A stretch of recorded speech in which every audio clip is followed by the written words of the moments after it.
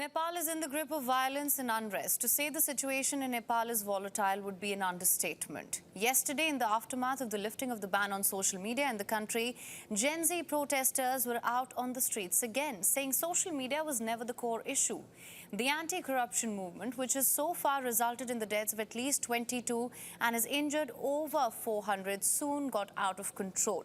The parliament set ablaze, ministers assaulted, their homes attacked, forcing KP Sharma Oli to resign as Prime Minister. To discuss what is happening in Nepal and where things stand, we're now being joined by Surendra Foyal, senior journalist from Nepal, Kathmandu. Thank you so much for joining us on WION World as One. Thank you for having me. Now, sir, with KP Sharma Oli having resigned, the military stepping in, what can you tell us about where things stand at the moment on ground? What are things looking like? A day after the big day, I'd like to call Kathmandu's 9/9, and completely erased, the entire city's major landmarks. I mean, I don't want to name them now, but it was in flames yesterday. Billions of rupees worth infrastructure went up in flames. And 24 hours later, things are gradually, slowly beginning to return to normal.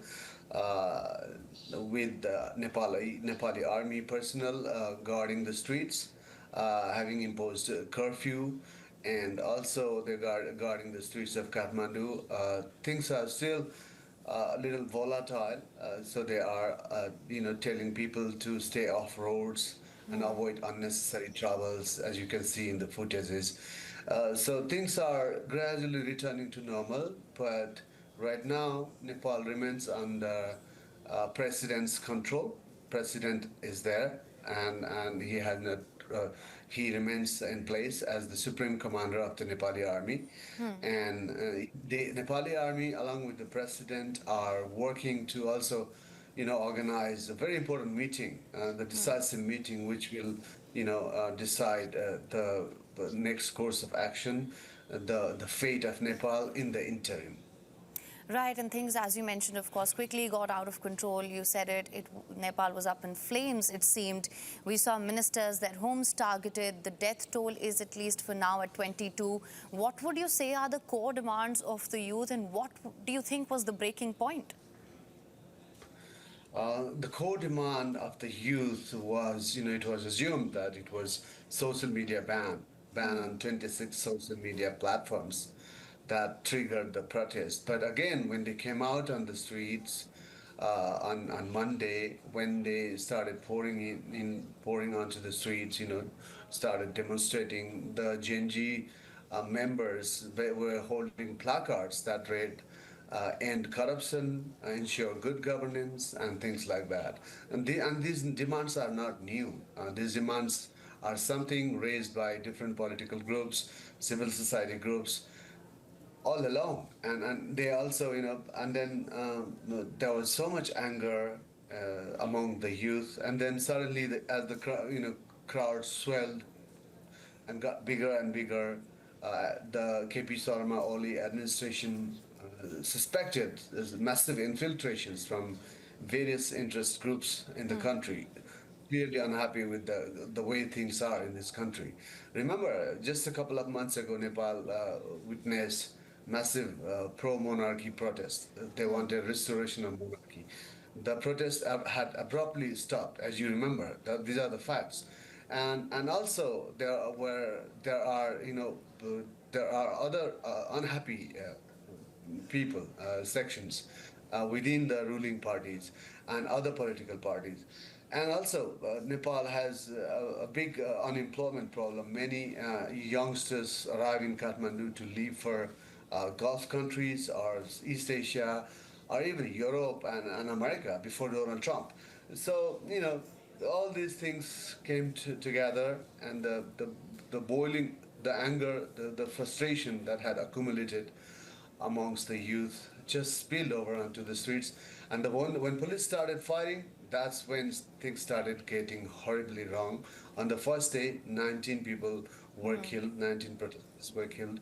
And the next day, even if the government, lifted the ban on social media, even if the home minister resigned, people didn't stop there. The angry crowds just, poured onto the streets, arrived in central Kathmandu and started demonstrating again, defying curfew orders yesterday. So one thing led to another, things got worse and worse, and by 4 p.m., even after Prime Minister KP Sharma Oli had resigned, the city kept burning, and major landmarks kept burning, and that continued till midnight. And the flames are still you can see smoke billowing over several of this supermarket. I just returned from a supermarket called Bad Batini, which is a very famous Nepal-made Nepali enterprise, and it has branches all across the country, almost 30 of them. But now probably half of them are destroyed, completely burned down.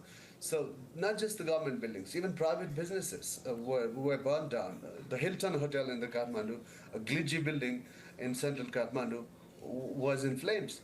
So things got horribly wrong, and some people in Nepal are saying that what Maoist insurgency did in the 10 years between 1996 to 2006, the devastation, the destruction that caused, looks like it happened on a single day yesterday. But again, calculations are yet to be done, and probably billions and billions of rupees definitely went up in flames.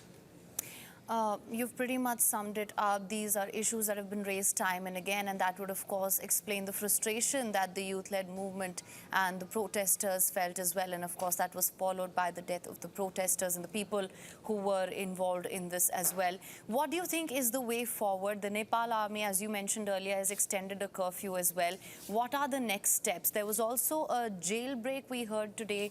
The protesters stormed a jail. They want a previous prime minister to be reinstated. What do you think is going to happen going forward? Yeah, the jailbreak started with a jailbreak in Kathmandu, south of Kathmandu, at Nakhu. There's a big jail called Nakhu jail. From there, a high-profile prisoner was released. Former deputy prime minister of a newer political party, a former deputy prime minister come home minister Ravi Lamichhane, who was facing prison time on cooperatives forgery charges, worth billions of rupees.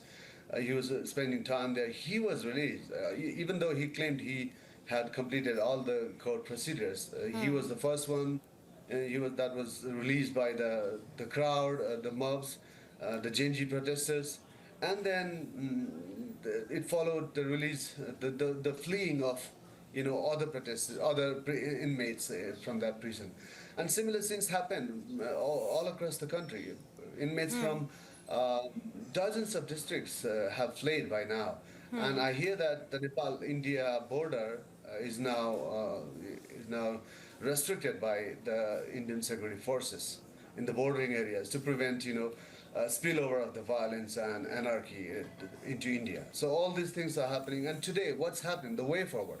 The Nepali army and the president, Ramchandra Paudel, are reportedly working hard right now as we talk to prepare for the talks between different political groups, civil society members, and some representatives from the Genji movement.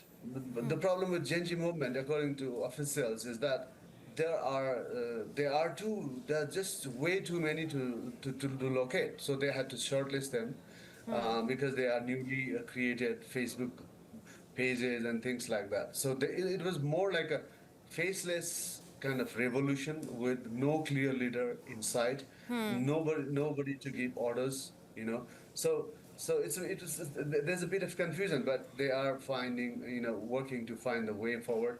And the idea is to form an interim government that will be talks with holding fresh elections and restore normalcy and restore democracy, democratic order in the country.